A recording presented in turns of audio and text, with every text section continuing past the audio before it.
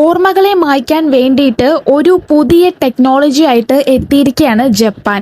മിക്ക ആളുകൾക്കും ദുഃഖകരമായ ഒരു ട്രോമ ഉണ്ടാവും. അത് മറക്കണമെന്ന് തോന്നാറുണ്ട്, പക്ഷെ പറ്റാറില്ല.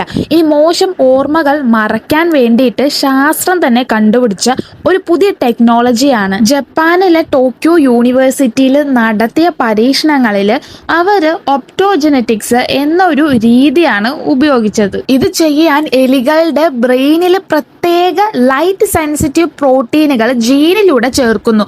ശേഷം ബ്ലൂ ലൈറ്റ്, അതായത് ലേസർ പോലുള്ള പ്രകാശം ഈ എലിയുടെ ബ്രെയിനിലെ ചില സിനാപ്സസ്, അതായത് ഓർമ്മ സൂക്ഷിക്കുന്ന സ്ഥലങ്ങൾ, അതിൻ്റെ മീതെ ഈ ലേസർ ലൈറ്റ് പതിപ്പിക്കുന്നു. അങ്ങനെ ചെയ്തപ്പോൾ എലികളുടെ കുറച്ച് ഓർമ്മകളും ഭയവും കാര്യങ്ങളൊക്കെ അപ്രതീക്ഷിതമായി എന്നാണ് ഇവർ പറയുന്നത്. ഇവർ ആസ്ട്രോസൈറ്റ്സ്, അതായത് ബ്രെയിനിലെ സപ്പോർട്ട് സെൽസ് എന്ന് പറയുന്നത് മാനിപ്പുലേറ്റ് ചെയ്തു. ചെറിയ ഷോക്കുകൾ നൽകിയ ശേഷം ബ്രെയിനിലെ ആസ്ട്രോസൈറ്റ്സ് ആസിഡിഫൈ ചെയ്തപ്പോൾ ഓർമ്മ ലോങ് ടേം മെമ്മറി ആകാതെ തന്നെ അത് മറന്നു പോകുന്നു എന്നുള്ളതാണ് ഇവർ കണ്ടുപിടിച്ച ഒരു കാര്യം. ഇതിൻ്റെ മെയിൻ ആയിട്ടുള്ള ഒരു കാര്യം പറയാന്നുണ്ടെങ്കിൽ, ഇത് എലികളിൽ മാത്രമേ ഇവർ പരീക്ഷിച്ചിട്ടുള്ളൂ. മനുഷ്യൻ്റെ ബ്രെയിൻ വെച്ചുകൊണ്ട് ഇവർ ഒരു പരിപാടിയും ചെയ്തിട്ടില്ല. അതുകൊണ്ട് തന്നെ ഇത് ഭാവിയിൽ മനുഷ്യരിലേക്ക് വരും എന്നേ നമുക്ക് പറയാൻ പറ്റുള്ളൂ.